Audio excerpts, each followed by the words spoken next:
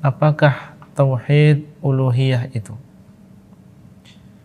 Baik, ini sudah kita sampaikan ketika kita membahas tentang iman kepada Allah, dan bahwasanya iman kepada Allah ini mencakup beriman dengan rububiyah Allah, beriman dengan uluhiyah Allah, dan beriman dengan nama dan juga sifat Allah Azza wa Jalla. Untuk tauhid uluhiyah, maka al-uluhiyah ini diambil dari kata al-ilaha atau al-uluhah yang artinya adalah ibadah. Tauhidul uluhiyah maksudnya adalah mengesahkan Allah di dalam ibadah. Ifradullah bil ibadah. Tauhid artinya adalah mengesahkan. Ya, maka tauhidul uluhiyah artinya adalah mengesahkan Allah di dalam ibadah, yaitu menjadikan Allah sebagai satu-satunya zat yang berhak untuk disembah. Menjadikan Allah sebagai satu-satunya zat yang diibadahi. Apa yang kita lakukan berupa ibadah, maka yang kecil maupun yang besar semuanya diserahkan kepada Allah SWT.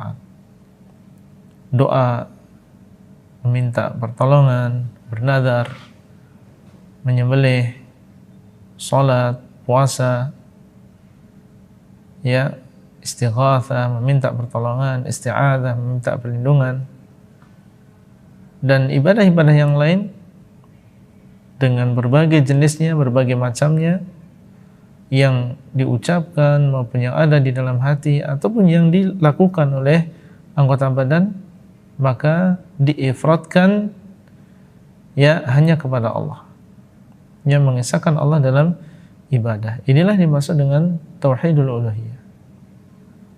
Ya, dan sudah kita sampaikan bahwasanya tauhidul uluhiyah ini adalah tujuan kita diciptakan oleh Allah Azza wa Jalla. Wa ma khalaqatul jinna wal insa illa liya'budun. Tidaklah aku ciptakan jin dan manusia kecuali untuk beribadah kepadaku. Ya, untuk beribadah kepadaku. Abdullah bin Abbas ketika menafsirkan ayat ini beliau mengatakan illa liyuwahhidun, kecuali untuk mengesahkan aku dalam ibadah. Menunjukkan bahwasanya tujuan utama kita diciptakan oleh Allah adalah untuk mewujudkan tauhidul uluhiyah. Dan ini adalah sebab kenapa dahulu para rasul diutus oleh Allah SWT. Tidak lain dan tidak bukan kecuali untuk mendakwahkan tauhidul uluhiyah. Wa laqad ba'atsna fi kulli ummatin rasulan an i'budullaha wajtanibut taghut. Dan sungguh kami telah mengutus kepada setiap umat seorang rasul, apa yang mereka ucapkan, an i'budullah wajtanibut taghut, supaya kalian menyembah kepada Allah dan supaya kalian menjauhi taghut. Diturunkan kitab-kitab, ya, Al-Quran, Injil, Taurat, dan seterusnya, semuanya adalah untuk, ya, isinya adalah tentang tauhidul uluhiyah, mengesahkan Allah di dalam, ya, di dalam ibadah. Maka tauhidul uluhiyah ini adalah tujuan kita diciptakan oleh Allah, dan dia adalah hikmah kenapa diutus para rasul alaihi wassalam. Ya, adapun tauhidur rububiyah, maka ini adalah sesuatu yang fitrah.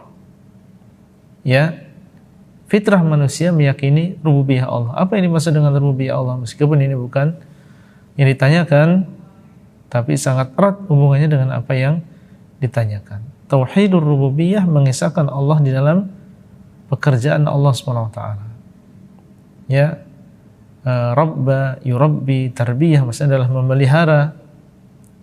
Ya, maka tauhidur rububiyah mengisahkan Allah di dalam sifat-sifat rububiyahnya. Ya, mencipta, memberikan rezeki, mengatur alam semesta. Apa hubungannya dengan tauhidul uluhiyah? keyakinan kita tentang rububiyah Allah, ya, ini mengharuskan kita untuk mengesahkan Allah di dalam ibadah kita. Jadi tauhidur rububiyah yastalzimu tauhid al-uluhiyah. Ya, mengesahkan Allah di dalam rububiyah ini mengharuskan mengesahkan Allah di dalam uluhiyahnya.